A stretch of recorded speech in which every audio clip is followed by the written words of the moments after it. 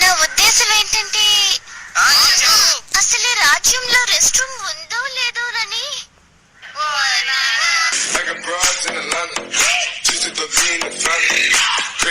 ఎంత బాగుందో.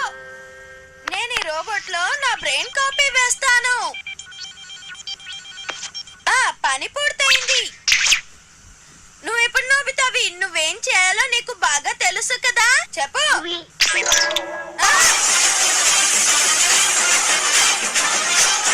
ఈ రోజు నేను బ్యాంకుకి వెళ్ళాలనుకున్నాను. ఇప్పుడు ఏం చేయను? మీరు వెళ్ళొచ్చు కదమ్మా, నేను యోచాన్ని చూసుకుంటాను. అందుకే నాకు భయంగా ఉంది. మ్యూజిక్.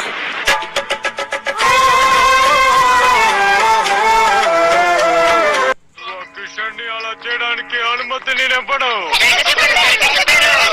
అందుకే ప్రజలందరూ మిమ్మల్ని మూర్ఖులని అంటున్నారు. నిజానికి